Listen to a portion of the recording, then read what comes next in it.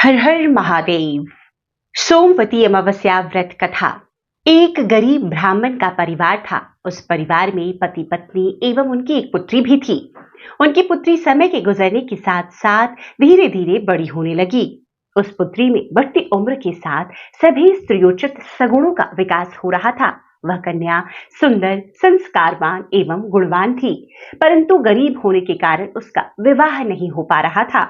एक दिन ब्राह्मण के घर पर एक साधु महाराज पधारे। साधु उस कन्या की सेवा भाव से अत्यधिक प्रसन्न हुए। कन्या को लंबी आयु का आशीर्वाद देते हुए साधु ने कहा, इस कन्या के हाथ में विवाह के योग्य रेखा नहीं है। तब ब्राह्मण दंपति ने साधु से इसका उपाय पूछा।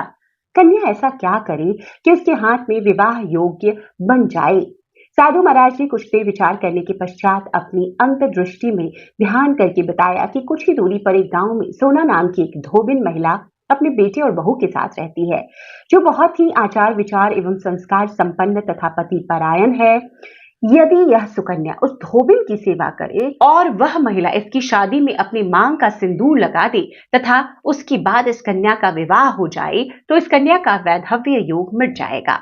साधु ने यह भी बताया कि वो महिला कहीं बाहर आती जाती नहीं है। यह बात सुनकर ब्राह्मणी ने अपनी बेटी से धोबिन की सेवा करने का प्रस्ताव रखा। अगले दिन से ही कन्या प्रातःकाल उठकर सोना धोबिन के घर जाकर साफ सफाई एवं अन्य सारे कार्य करके अपने घर वापस आने लगी।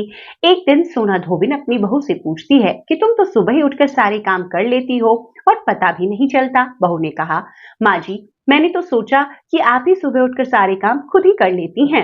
मैं तो देर से उठती हूँ। यह सब जानकर दोनों सास बहू घर की निगरानी करने लगे कि कौन सुबह उठकर घर का सारा काम करके चला जाता है। कई दिनों के बाद धोबिन ने देखा कि एक कन्या मुंह ढके अंधेरे में घर आती है और सारे काम करके चली जाती है। जब वह जाने लगी तो सोना धोबिन उसके पैरों पर गिर पड़ी। पूछने लगी, आप कौन है? इस तरह छुपकर मेरे घर की चाकरी क्यों करती हैं? तब कन्या ने साधु द्वारा कही हुई बात बताई। सोना धोबिन पति परायण थी, अतः उसमें तेज था। वह तैयार हो गई। सोना धोबिन के पति अस्वस्थ थे।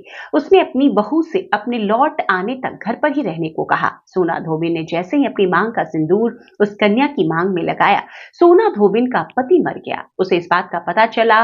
वह घर से निराजल ही चली थी, यह सोचकर कि रास्ते में कहीं पीपल का पेड़ मिलेगा तो उसे भवरी देकर और उसकी परिक्रमा करके ही जल ग्रहण करेगी। उस दिन सोमवती अमावस्या थी।